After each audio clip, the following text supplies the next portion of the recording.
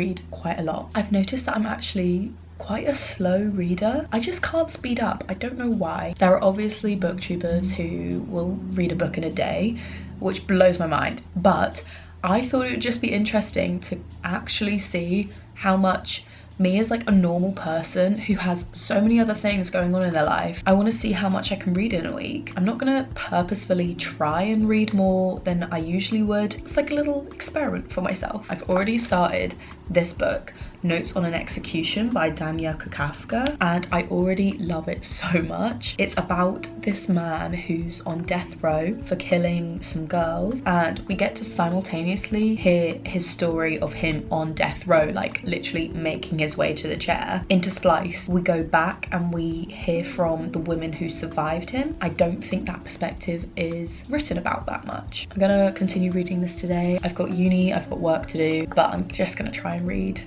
whenever I can. Something else that I literally do every single day apart from reading is wearing jewelry. As you guys know, I love Ana Luisa jewelry. I literally wear it all the time. My earrings are Ana Luisa, rings Ana Luisa. I just received a little package from them. I thought I would just show you guys what I got. I'm so excited because recently I've been thinking I really want to delve into silver jewelry. I know like I'm really pale and gold kind of warms me up a little bit, but I think silver is kind of, I don't know, it's edgy, it's kind of cool, and so I want to just play around with it. I've got some new silver jewelry from Ana Luisa, and I've got styles that I know and love but in silver, just because I know I like the shape and the style of the jewelry, but I just want to try it in a different color. So if you've been watching me for a while, you know I've been wearing Ana Luisa jewelry since I think 2020, and I've still got those pieces that I got from 2020, and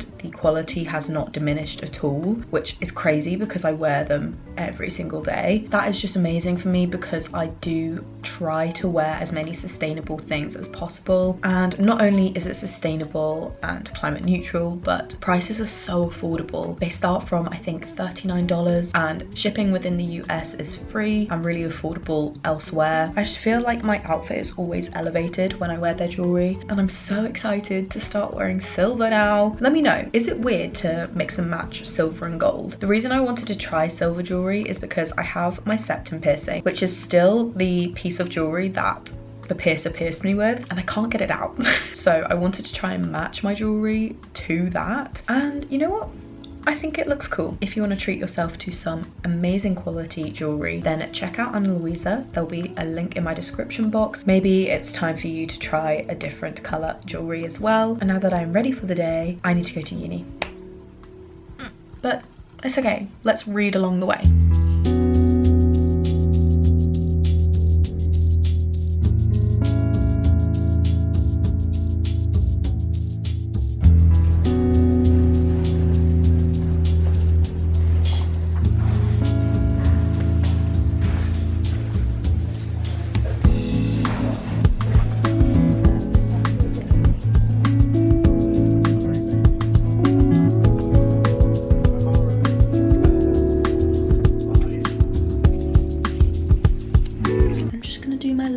Reading sesh before I sleep. I could have read so much more today, but after I'd eaten dinner, I like just watched Grey's Anatomy. Sometimes I just watch TV, guys. I don't read all the time. I need that time for my brain to like properly do nothing, because reading isn't purely like relaxation time for me, to be honest. I love it, don't get me wrong, I love it. It's so fun, but my brain has to work. I really do have to consciously focus. I do find myself daydreaming whilst I'm reading and then having to go back and read the same page 100 times. It's nothing to do with not liking the book or anything. It's just I have 100 things to do in my life. My brain is always trying to think about those things rather than focus on the book. I'm trying so hard to actually give myself the time to relax and not think about these things. But anyway, this is a fantastic book so far. So if you're thinking about reading this, please do. I'm having such a great reading year right now, and I know it's only February, but I just have a really good feeling. I'm just not gonna have any bad books this year. I'm going to continue reading.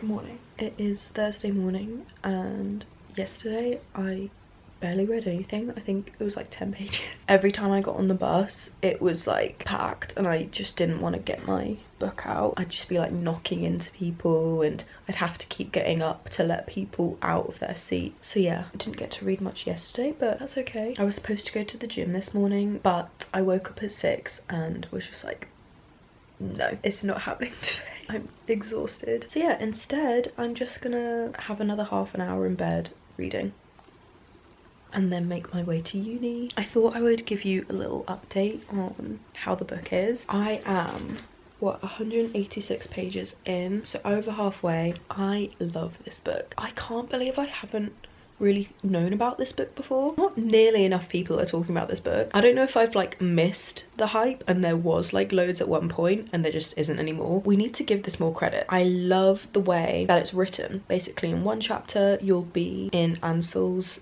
perspective. He rarely talks about the girls himself, and when he does talk about them he never really says anything explicit about the way he killed them and stuff. I think that's a really good portrayal of a killer because he doesn't want to admit that he did it. And then in the other chapters you'll be in the perspective of the women who survived him, like his mum, there's a female detective, there's a sister of one of the girls who died. You get to hear about their stories and how they are connected to Ansel. I don't know, it's just so good. It just makes me so happy to find a crime book that is genuinely really good, because I do think it is quite an oversaturated genre, a bit like romance. I just think sometimes the books are just very similar. It can be hard to find something that's new and exciting, and this is definitely that.